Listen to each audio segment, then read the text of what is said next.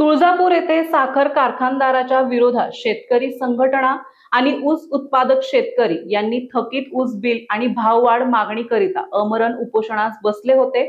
आमदार राणा जगजितसिंह पाटील यांनी उपोषण स्थळी उपोषणकर्त्यांची भेट घेऊन त्यांच्या समस्या जाणून घेतल्या। आमदार राणा जगजितसिंह पाटील यांनी पुढाकार घेऊन शेतकऱ्यांचे उपोषण सोडवले। आपण शेतकऱ्यांच्या सोबत खंबीरपणे उभे राहणार असे आश्वासित केले।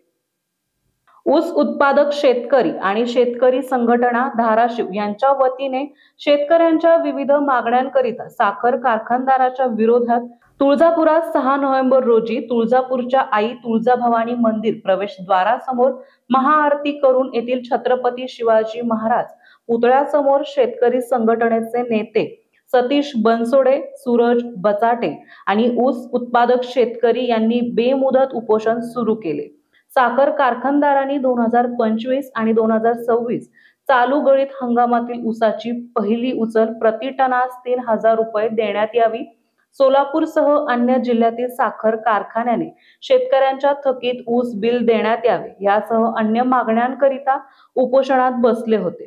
तुळजापूर तालुक्याचे आमदार राणा जगजितसिंह पाटील यांनी पुढाकार घेऊन ऊस उत्पादक शेतकरी आणि शेतकरी संघटनेचे उपोषण सोडवले।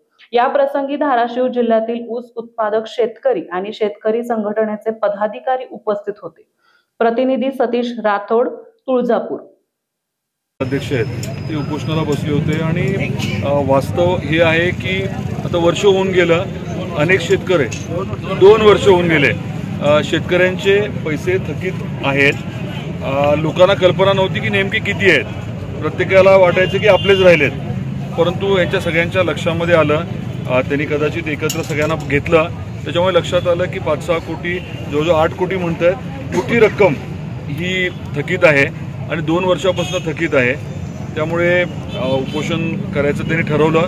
मला परवा कळाल्यानंतर मी RJD आणि जिल्हाधिकारी सोलापूर यांच्याशी बोललोय। उद्या सकाळी बैठक त्यांनी लावलेली आहे। गोकुळ आणि मातोश्री दोन्ही कारखान्याचे लोक बोलवलेत आणि उद्या ह्याच्यामधनं योग्य मार्ग काढायचा त्यांनी मला शब्द दिलाय आणि तो शब्द मी आपल्याला सर्वांना दिलाय। उद्या काही सहकारी जिल्हाधिकारी सोलापूर कार्यालयात जातील आणि तिथे निर्णय योग्य होईल याची मला खात्री आहे आणि कुठलीही अडचण आली तर मी आपल्या बरोबर आहे। आमचे सर्व सहकारी आपल्या बरोबर आहेत। शेतकऱ्यांना न्याय मिळवून देणं इथं आपली जबाबदारीच आहे। त्यामुळे मी विनंती केली आहे की जे उपोषण जे आहे ते मागे घ्यावं आणि त्यांनी ते मान्य केली, त्याबद्दल त्यांचे आभार। कोणतर आमच्या सर्व शेतकऱ्यांचा कोणतरी बाकी दादा होईल, पण तसं होत नव्हतं। पण आज बरेच दिवसांनी राणादादा आले आणि त्यांनी काल कलेक्टरलाही बोलले, आज तहसीलदारला बोलले, ते तहसीलदाराशी चर्चा करून दिली।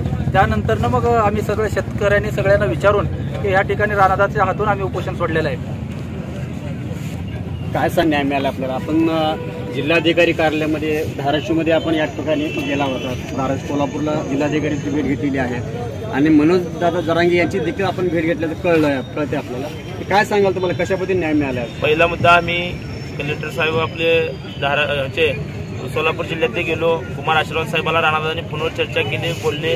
तिथं बोलल्यानंतर आमचे पाटील साहेब आम्ही चर्चा केलो, आपली कोण दखल घेत नसेल तर आम्ही ह्याच्याकडे आपलं जरांगे दादाकडे आपण जाऊ म्हणलं, सगळ्यांनी पाटील साहेबाकडे जाऊ म्हणलं, अंतर्वाली सरांना गेलो। त्यांनी दुखून म्हणले आम्हाला की सोमवारी विषय हायपी करून मार्गी लावू आणि जसं म्हणले तसं मार्गी लागला आमचा विषय। आई तुळजाभवानी छत्रपती शिवाजी महाराजांनी सद्बुद्धी आपल्या राणादादाला घातली। सतीश भाऊ आज 5वा दिवस उपोषणचा, त्यांच्या पोटात अन्नाचा कण नव्हता, त्याच्यामुळे त्यांनी आले, स्वतः येऊन इथं आम्हाला सांगितले उद्या तुम्ही जावा, तुमची बैठक लावलेली आहे, कुठं सोलापूरला जावा, कलेक्टर साहेबांची आपली बैठक लावलेली आहे, मातोश्री कारखान्याच्या संदर्भात लावलेलं, तुम्ही सगळेजण जावा शेतकरी। आणि दुसरा मुद्दा इथला जी मुद्दा आज आजची इथली तहसीलमध्ये तुळजापूरमधली बैठक झाली, दिलीपराव देशमुख साहेबाला स्वतःहून फोनवर बोलतो म्हणले, जी ऊसाची जी पहिली उचल जे जाहीर केल्यात त्यांनी 3000 रुपये तसंच जे चालू केलेत धाराशिव जिल्ह्यातले शेतकऱ्याचे, त्याच्या संदर्भात दिलीपराव देशमुख साहेबाला फोन लावून त्यांनी चर्चा करतो म्हणले आणि आपण लवकरात लवकर राणादादांनी आम्हाला असं आश्वासन दिले की आम्ही मार्गी लावू, तोडगा काढू म्हणले असं दिले आणि मातोश्रीचे कारखान्याचे 2700 रुपयानं बिल काढतो असं राणादादांनी आम्हाला आश्वासन दिले। शेतकऱ्याला